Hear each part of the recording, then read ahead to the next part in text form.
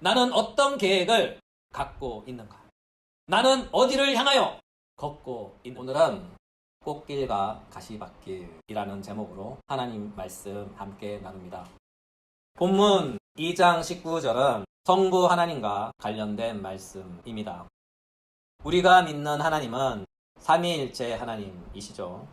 신성을 따라서는 한 분, 위격을 따라서는 세 분입니다. 이것은 기독교 하나님의 존재 방식이에요. 기독교 하나님의 존재 방식은 이 세상 질서에 속한 방식이 아닌 하늘의 방식, 다시 말해 영적 방식입니다. 우리는 영적 방식에 속한 하나님의 존재 방식을 이 세상의 이해로 이해할 수 없죠. 이와 같은 이유로 기독교의 하나님의 존재 방식에 대하여 우리는 이렇게 표현해요. 삼위일체는 신비다. 이것은 이 시대의 언어와 사고로는 도저히 납득하거나 이해할 수 없다 하는 그런 뜻입니다. 다시 말해 우리의 생각과 이해를 넘어서는 미지의 지식, 검증할 수 없는 지식입니다. 이와 같은 의미에서 신비라고 표현해요. 가령 이런 것이죠. 사도 바울은 고린도후서 12장에서 셋째 하늘에 이끌려 간 자에 대한 소개를 하면서 그는 이런 말씀을 해요. 그가 낙원으로 이끌려 가서 말로 표현할 수 없는 말을 들었으니 사람이 가히 이르지 못할 말이로다. 사도는 여기서 사람이 가히 이르지 못할 말, 사람의 말로 표현할 수 없는 말을 들었다라고 말하고 있어요. 사람이 가히 이르지 못할 말. 이에 해당하는 헬라어 구절은 우크, 엑손, 안드로포, 랄레, 사이. 이 구절을 의역하면 사람의 언어로 도저히 설명할 수 없는 그런 말을 들었다 하는 거예요. 또한 말로 표현할 수 없는 이에 해당하는 헬라어 구절은 에쿠센, 아르레타, 크레마타인데 여기서 헬라어 아르레타를 주목해 보셔요. 이 단어는 고대 헬라 사회에서 신전에서 사용되었던 신전 용어입니다. 다시 말해 아르레타는 인간의 제한된 이성으로는 도저히 인식될 수 없는 신의 언어다라는 말이에요. 이를 요약하면 사도가 신비라고 쓴 단어의 뉘앙스는 이런 거예요. 그것은 사람의 제한된 이성으로는 도저히 인식할 수 없고 또한 포착될 수도 없는 영역에 있는 그런 종류의 지식들, 언어들, 경험들을 신비라고 표현한 것이죠. 분명히 있지만, 분명히 봤지만, 선명하게 들었지만 그럼에도 이 세상 언어로 내가 본 것을, 내가 들은 것을 분명히 안다고 확신한 것을 이 세상 언어로, 이 세상의 방식으로, 이 세상의 모든 지식들을 총동원한다 해도 도저히 표현할 수 없는 것들. 이것이 바로 신비라는 거예요. 이와 같은 신비에 속하는 것이 바로 삼위일체 교리. 다시 말해서 기독교 하나님의 존재 방식입니다. 우리는 이것을 신앙으로 알고 우리는 이것을 신비로 말합니다. 따라서 우리는 이와 같은 신비한 하늘의 지식을 신비한 방식으로만 이해하고 수납하시길 부탁합니다. 그러므로 우리가 믿는 하나님은 삼위일체 하나님이신데 신성을 따라서는 한 분, 위격을 따라서는 세 분이신 삼위일체 하나님을 믿습니다. 오늘 본문과 연관되어 계신 분은 삼위 하나님 가운데 제1위격 대신 성부 하나님이에요. 성부 하나님, 흔히 아버지 하나님이라 부릅니다. 하나님 아버지라고도 부르고 그러나 통상적으로 하나님이라고 불러요. 왜냐하면 하나님은 논리적 진술에 따라 신성의 근원, 신성의 본질이 되시기 때문이죠. 이와 관련하여 성자 하나님은 아버지로부터 영원전에 출생하신 하나님이 되십니다. 다시 말해 성자 하나님은 영원하신 아버지로부터 낳으신 바 된 독생자 아들입니다.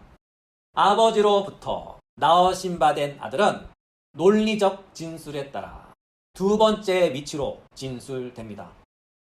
주의할 것은 이것은 어디까지나 논리적 진술상 두 번째 위치라는 것이지 영적 서열상 두 번째, 다시 말해 넘버 2 이런 개념이 아니라는 거예요. 왜냐하면 하나님 안에는 영적 서열이 없어요. 다시 말해 성부 하나님이 넘버 1, 성자 하나님이 넘버 2, 성령 하나님이 넘버 3 이런 개념이 아니라는 것을 꼭 기억하시기 바랍니다. 우리는 삼위일체 하나님에 대한 공부의 목적을 위하여 논리적 진술에 따라 성부, 성자, 성령으로 진술합니다. 성부는 제1위격으로, 성자는 제2위격으로, 성령은 제3의 위격으로 말이죠. 이와 같은 방식으로 성령 하나님은 성부 하나님으로부터 영원히 나오시는 방식으로 존재합니다. 따라서 아버지 하나님은 신성의 근원으로서, 또한 아들 하나님의 출생의 원인으로서, 또한 성령 하나님의 영원한 출처의 원인으로서 하나님이란 이 명칭은 성부 하나님에게 우선권을 갖습니다. 이것은 위격과 관계에서 그러하다라는 거예요. 달리 말하자면 우리가 삼위일체 하나님을 향하여 하나님 이렇게 부른다고 해서 어느 한 위격도 소외되지 않는다 하는 것이죠. 왜냐하면 삼위 하나님께서는 한 분이시기에 하나님 이렇게 불러도 이 명칭은 모든 위격에 해당되기 때문입니다. 그러므로 우리가 하나님이라 부를 때 이 명칭은 삼위 하나님에게 해당되는 명칭입니다. 단지 각 위격들의 관계에서 논리적 이해와 진술에 따른 우선권은 성부 하나님께 있기에 삼위 간의 관계 안에서 성부를 하나님으로 호칭합니다. 그렇다면 성부 하나님은 어떤 분일까요? 성부 하나님은 모든 만물의 근원이 되십니다. 세상이 그분의 뜻에서 나왔으며 세상은 그분의 뜻에 따라 서며 세상은 그분의 뜻대로 됩니다. 이 세상을 무에서 불러내시고 이 세상을 그분의 뜻대로 창조하신 하나님이 바로 성부 하나님입니다. 이와 같은 까닭에 그분께서 세상의 주인 곧 창조주가 되십니다. 성경은 증거합니다. 이사야서 44장 24절 나는 만물을 지은 여호와라 홀로 하늘을 폈으며 나와 함께한 자가 없이 땅을 펼쳤고 로마서 11장 36절 이는 만물이 주에게서 나오고 주로 말미암고 주에게로 돌아감이라 그에게 영광이 세세에 있을지어다. 아멘. 계시록 4장 11절 우리 주 하나님이여 영광과 존귀와 권능을 받으시는 것이 합당하오니 주께서 만물을 지으신 자라 만물이 주의 뜻대로 있었고 또 지으심을 받았나이다. 이처럼 구약 성경부터 신약 성경까지 한결같이 증거하는 말씀은 이것입니다. 하나님은 만물의 주인이시다. 따라서 세상은 그분의 뜻에서부터 시작했고 세상은 그분의 뜻대로 되어 가며 세상은 그분의 뜻으로 완성됩니다. 하나님은 말씀합니다. 이사야서 14장 24절 만군의 여호와께서 맹세하여 이르시되 내가 생각한 것이 반드시 되며 내가 경영한 것이 반드시 이루리라. 하나님은 생각하셨고 또한 그 생각하신 것을 계획하셨고 계획하신 그것을 또한 경영하십니다. 여러분 하나님이 하신다고 합니다. 그렇죠? 하나님이 하시면 반드시 그렇게 될 줄 믿습니다. 그 이유가 무엇일까요? 우리가 믿는 하나님은 전능하신 하나님이시기 때문이죠. 전능하다. 이 말은 하나님에게 있어서 불가능이란 전혀 없다 하는 그런 뜻이죠. 하나님은 당신의 전능하심으로 이 세상을 무에서 불러내셨고 지금보다 더 아름다웠던 세상을 만드셨어요. 이 모든 것이 바로 하나님의 전능하심입니다. 이와 같은 하나님의 전능하심은 하나님의 계획표를 따라, 하나님의 시간표를 따라 경영됩니다. 하나님은 이 세상을 경영하심에 있어서 모든 것이 하나님의 계획에 따라, 하나님이 정하신 때를 따라 알맞게 하나님의 방식으로 이루어지도록 일하신다는 거예요. 이를 달리 말하자면 하나님은 이 세상에서 발생하는 모든 시시콜콜한 사건과 상황과 이 시대의 요청에 의한 하나님 당신의 계획을 실행하거나 수정하거나 보완하거나 또는 유보하지 않으신다는 거예요. 가령 이런 것입니다. 지금의 세상은 환경오염으로 지구가 많이 아파하고 병들어 갑니다. 그럼에도 이것은 하나님의 계획과 그분의 경영에 있어서 전혀 고려되는 사안이 아니에요. 또한 국가와 국가 간의 전쟁이 있죠. 또한 국가와 국가 간의 분쟁도 있고, 또한 나라마다 정치적, 문화적, 사회적 이슈들이 있습니다. 그럼에도 그것들은 하나님의 계획과 그분의 경영에 있어서 전혀 고려되는 사항이 아니에요.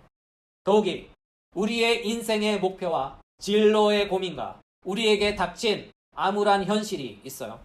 그럼에도 그것들은 하나님의 계획과 그분의 경영에 있어서 전혀 고려되는 사항은 아닙니다.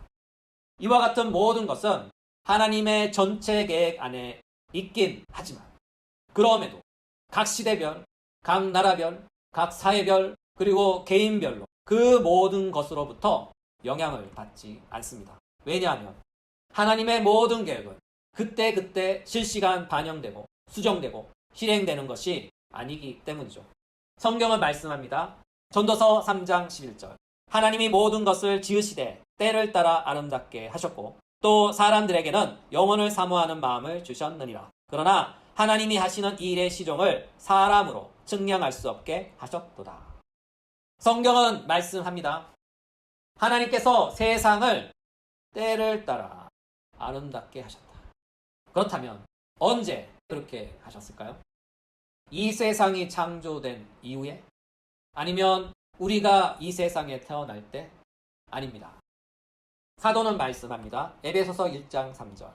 찬송하리로다 하나님 곧 우리 주 예수 그리스도의 아버지께서 그리스도 안에서 하늘에 속한 모든 신령한 복을 우리에게 주시되 곧 창세 전에.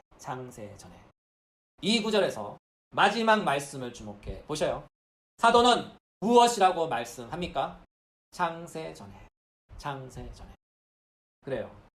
그렇습니다. 하나님은 이 모든 것을 창세 전에 이미 계획하신 거예요.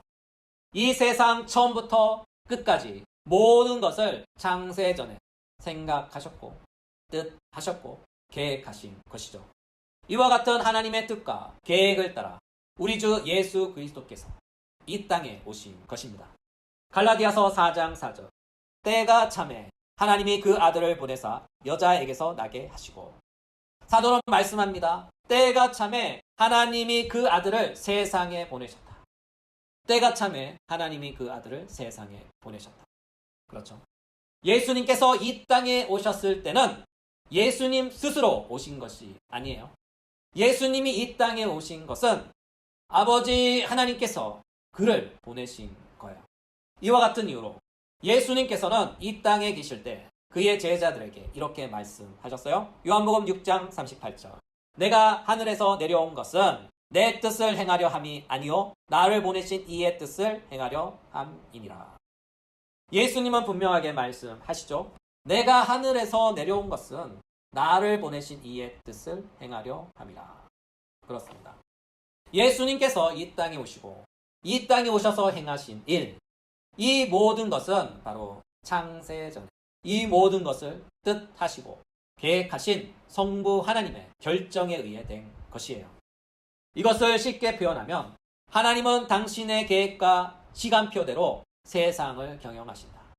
그리고 우리는 바로 하나님의 계획과 하나님의 시간표 안에 있으며 그분의 계획과 그분의 시간표 안에서 그분께서 정하신 때를 따라 우리의 인생의 발걸음을 걷고 있는 것이죠. 이와 같은 이유로 성경은 이렇게 말씀하셔요. 잠언서 16장 9절. 사람이 마음으로 자기의 길을 계획할지라도 그의 걸음을 인도하시는 이는 여호와시니라. 그렇습니다. 우리는 우리의 뜻이 있어요. 우리는 우리의 계획이 있습니다. 그래서 우리는 우리의 뜻을 따라 우리의 계획을 세우며 우리의 걸음을 우리가 정하며 걷습니다. 꿈은 이루어진다. 우리는 할 수 있다. 운명은 스스로 개척하는 거야. 그러나 성경은 말씀합니다. 사람이 마음으로 자기의 길을 계획할지라도 그의 걸음을 인도하시는 이는 여호와시니라. 여러분, 우리의 인생이 왜 이렇게 힘이 드는 것일까요? 우리가 가는 이 길은 왜 이리도 험난한 고난의 길일까요? 하는 일마다 되는 것 없고 오히려 머피의 법칙처럼 일은 꼬이고 꼬여만 가는 것입니까? 여러분, 잘 생각해 보셔요. 나는 어떤 뜻을 갖고 있는가? 나는 어떤 계획을 갖고 있는가? 나는 어디를 향하여 걷고 있는가?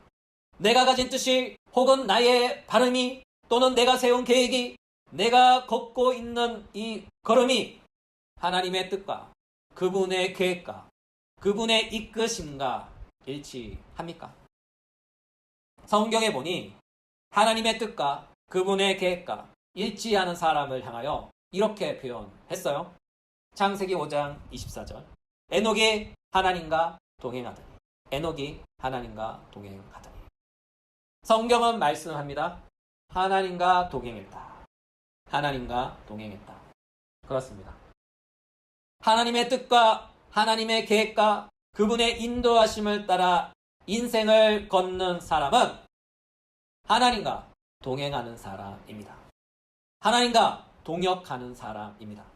사실 이와 같기에 만약 나의 걸음이 하나님과 동행하지 않는다면 그의 인생의 걸음은 고단할 것입니다.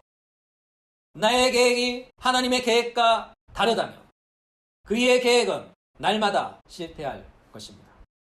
따라서 우리의 인생의 걸음이 고단하다면 잠시 가던 걸음을 멈추시고 뒤를 한번 돌아보셔요. 그리고 지금의 위치를 점검해 보셔요. 그리고 앞으로 나아갈 방향을 확인해 보셔요. 뒤돌아본 발걸음이 하나님의 뜻과 계획과 동행했다면 우리의 걸음은 고단하고 힘겨우나 그 발걸음은 아름다운 발걸음이며 영광의 발걸음입니다. 우리의 주님이신 예수님은 이 땅에 계실 때 마지막 죽음의 십자가로 가는 여정에서 당신의 제자들에게 이런 말씀을 하셨어요. 요한복음 12장 23절 24절. 예수께서 대답하여 이르시되 인자가 영광을 얻을 때가 왔도다. 그렇습니다. 예수님께서 십자가를 향하여 걸어가셨던 그 고난의 발걸음은 다름 아닌 당신의 영광으로 직행하는 영광의 꽃길이었죠. 예수님께서 이 땅에서 걸어가신 힘들고 고난했던 그 길이 예수님께서 받으실 영광의 꽃길이었다면 당신의 제자들인 우리 그리스도인들도 예수님을 따라 그의 길을 걷고 있다면 혹은 그 길로 인하여 가시밭길, 눈물에 젖은 슬픔의 진흙길을 걷고 있다면 그는 예수님께서 받으신 영광을 그도 또한 받을 것입니다. 왜냐하면 예수님은 이 땅에 계실 때 하나님의 뜻대로, 하나님의 계획대로, 하나님의 인도하심대로 사셨기 때문이죠. 사실이 이와 같기에 우리가 하나님의 뜻과 그분의 계획 안에서 그분의 길을 걷고 있다면 우리 또한 예수님처럼 우리의 영광을 향하여 날마다 걷는 영광의 발걸음인 줄 믿으시기 바랍니다. 비록 이 땅에서는 고난이지만 하늘에서는 영광입니다. 고난의 크기가 큰 만큼 하늘의 영광도 클 것입니다. 반면에 우리가 하나님의 뜻과 계획 안에 있음에도 불구하고 나의 뜻과 나의 계획 안에서 내 인생의 길을 스스로 개척하고 있다면 그는 그 인생의 모든 짐을 홀로 감당해야 할 것입니다. 또한 하나님이 보내시는 인생의 매와 채찍으로 징계를 받으며 돌이켜 회개할 때까지 고난의 여정을 걸어야 할 것입니다. 하나님은 우리의 뜻과 인생의 길을 걷고 있는 이들에게 이렇게 말씀하셔요. 호세아서 6장 1절. 오라 우리가 여호와께로 돌아가자. 여호와께서 우리를 찢으셨으나 도로 낫게 하실 것이요 우리를 치셨으나 싸매어 주실 것임이라. 오늘의 말씀을 마무리합니다. 오늘은 본문을 통하여 삼위일체 하나님 가운데 제1위격 되시는 성부 하나님에 관하여 말씀을 나누었어요. 성부 하나님은 세상 창조의 근원이 되십니다. 다시 말해 그분은 세상의 창조를 생각하셨고 뜻하셨고 창세전에 이 세상을 향한 계획을 가지셨어요. 그리고 마침내 세상을 무에서 창조하셨죠. 따라서 이 세상은 하나님의 뜻 안에서 그분의 계획 안에서 그분의 뜻대로 그분의 계획대로 경영됩니다. 성부 하나님의 뜻과 계획 안에는 우리를 향한 성부 하나님의 뜻과 계획도 포함되어 있어요. 사실이 이와 같기에 우리는 성부 하나님의 뜻과 계획을 따라 때를 따라 아름답게 창조되었음을 믿으시기 바랍니다. 이와 같은 이유로 누구든지 하나님의 뜻과 하나님의 계획과 함께 때를 따라 아름다운 동행을 하면 예수님께서 자신의 고난을 통해 당신의 영광에 안착하셨듯이 우리 또한 예수님처럼 우리의 영광에 안착할 것입니다. 비록 지금 우리가 걷고 있는 길이 끝없는 고난의 길처럼 보일지라도 그러나 우리의 고난의 끝은 영광일 것입니다. 여러분, 고난 없이 영광 없습니다. 이 사실을 꼭 기억하시고 우리 앞에 주어진 믿음의 여정을 완주하며 우리를 위해 예비된 영광의 면류관 꼭 수여받으시길 예수님의 이름으로 축복합니다. 반면에 우리가 우리 자신의 길을 걷고 있다면 호세아 선지자의 호소에 귀를 기울이시길 바랍니다. 하나님의 인생의 매와 채찍이 우리의 영혼을 엄습하기 전에 돌이켜 회개하고 믿음의 정도로 얼른 복귀하시길 예수님의 이름으로 권면합니다.